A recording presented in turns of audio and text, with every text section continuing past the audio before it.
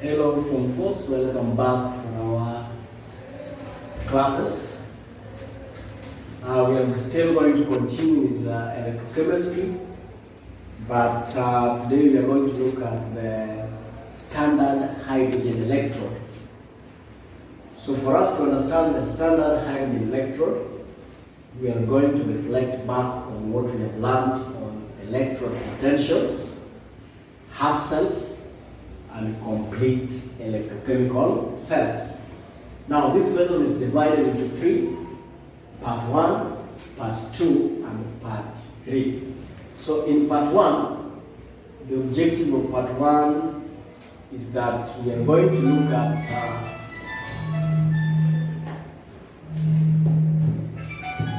our objective in part 1 is that we are going to look at the standard hydrogen electrode, and majorly we are going to look at one very important part, and that is we are going to look at the standard electrode potentials and the conditions under which the standard electrode potential are measured, under what conditions. Now, I've said for us to understand these conditions, we are going to reflect back on what we have learned. So how do we develop such that we have the standard electrode potentials? The first thing for us to understand the standard electrode potential,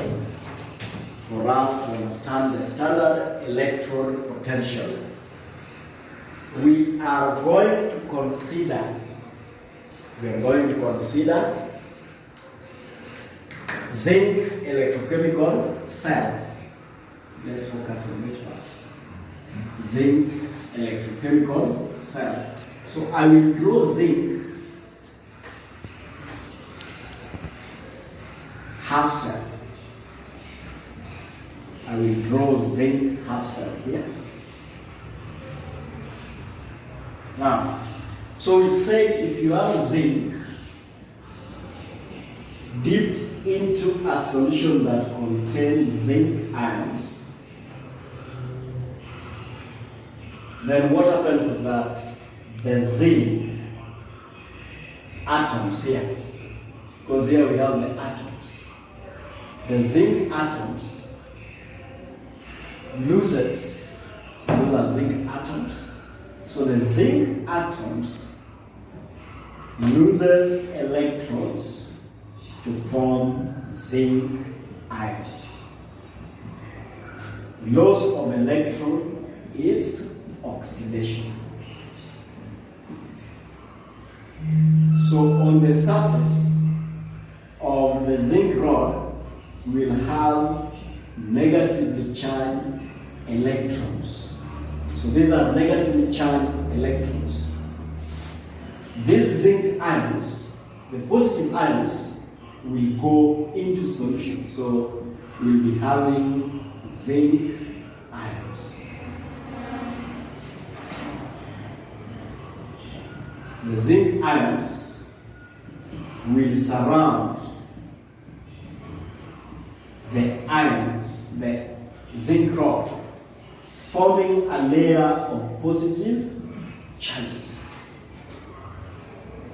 Then we said that there will exist a difference in charge, whereby we have the positive ions inside the solution, just inside the solution, surrounding the negatively charged zinc rod. So when we talk of electron potential, it is the difference in the charge between the electrode and the electrolyte in solution. The difference in charge between the electrode and the solution, the electrolyte solution, that's what we call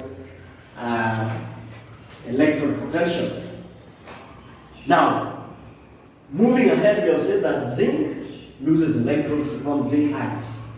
But again, once these ions have been formed, the zinc ions will again pick the electrons from this rod to form zinc solid, a process that we call oxidation. So in other words, there will be two reactions taking place. In other words, there will be two reactions. Gain of electron is reduction. You correct that. In other words, there will be two reactions. The forward reaction, which is oxidation, the reverse reaction, which is reduction. So the two reactions will occur. And that one tells us that reduction is the reverse reaction of oxidation. Oxidation is the reverse reaction of reduction. So there will be two reactions. Forward reaction, this is forward reaction, and backward reaction. Meaning, the number of zinc ions in the solution will not increase. Why? Because the number of zinc ions formed is the same as the number of zinc ions that are discharged, that gain electrons to form zinc atoms. We can combine these two reactions. So we have the forward reaction and the backward reaction. We have the forward reaction and the backward reaction. Now, we can combine these two equations to form a reversible reaction. So how are we going to combine them? We can combine them by saying that zinc ions, these zinc ions, gets two electrons to form zinc solid. Then zinc solid loses electrons to form zinc ions and two electrons. Thus, an electrical equilibrium will be established. A chemical equilibrium will be established where the number of zinc ions gaining electrons to form zinc atoms is the same as the number of zinc atoms losing electrons to form zinc ions. So there is no change in the concentration of zinc ions in the solution. That is what will happen. So the electrode potential of this single cell cannot be measured. That is what we said, that electrode potential of a single cell cannot be measured.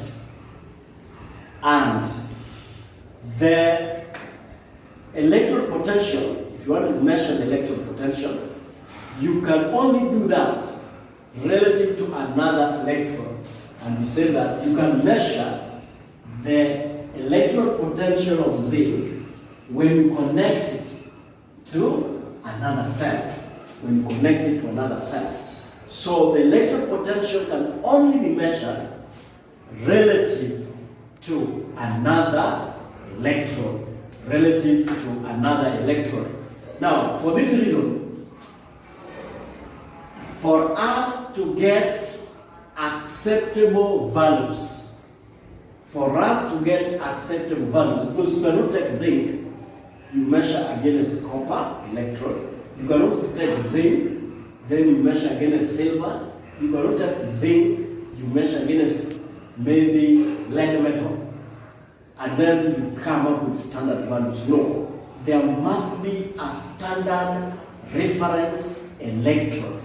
So for us to come with acceptable electrode potential values, then there is a standard electrode which has been chosen so that all other electrode potentials are measured against it.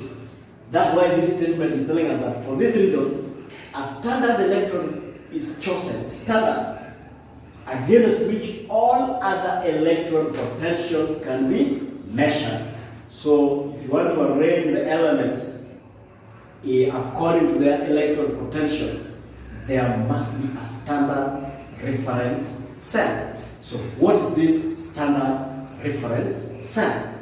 Now, if you want to arrange the elements according to their electron potentials, we must have certain things which must be followed.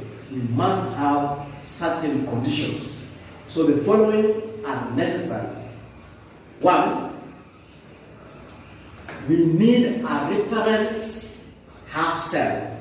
A reference that we are going to compare zinc against this reference.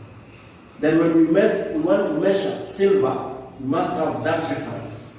If you want to measure for copper, you must have that reference, so that we have standard values. So this reference half cell is what is called hydrogen half cell. And therefore, hydrogen half cell is what we call the standard hydrogen electrode. So hydrogen has been chosen as the standard for measuring other electrode potential.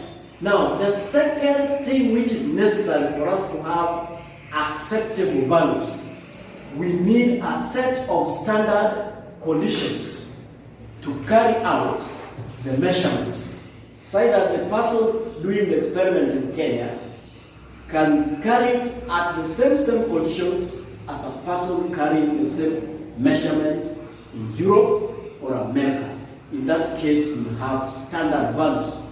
So we need a set of standard conditions to carry out the measurements of electron potential. So what are these conditions that we need? Now, one, the standard conditions for a half cell are as follows.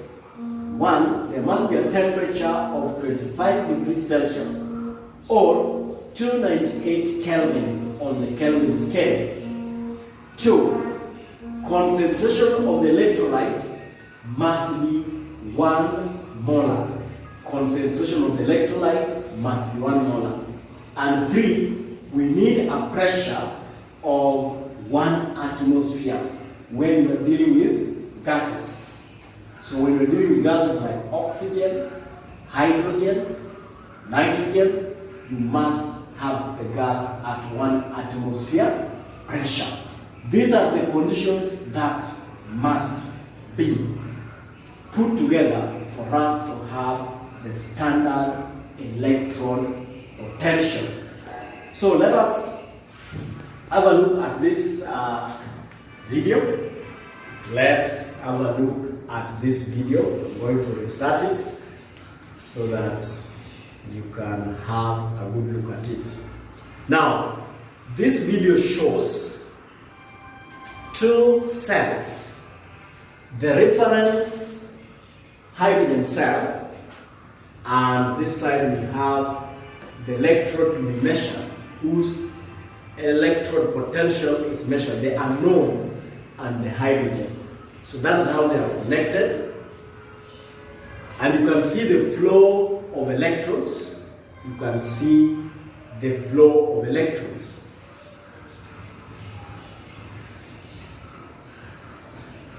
So in this standard hydrogen cell, hydrogen is a gas. That's why we have that glass envelope. That's why we have that glass envelope. You can see the hydrogen coming in. And that hydrogen is connected by a platinum wire. So we have the platinum wire as the part of the electrode and the platinum plate down here. So this plate is connected to a wire because hydrogen is a bad conductor of electricity. Hydrogen is a bad conductor of electricity. Now, so hydrogen is brought in at 1 atmosphere. And down here we have hydrochloric acid, 1 molar hydrochloric acid or 1 molar nitrified acid. Why? We need to have hydrogen. We need to have hydrogen gas in contact with hydrogen ions. So what can give us hydrogen ions? The hydrochloric acid or nitrified acid, or you can use dilute sulfuric acid. because we must have hydrogen in contact with hydrogen ions, like we have zinc in contact with zinc ions. So this one is hydrogen half cell, the standard hydrogen electrodes. The standard hydrogen electrodes.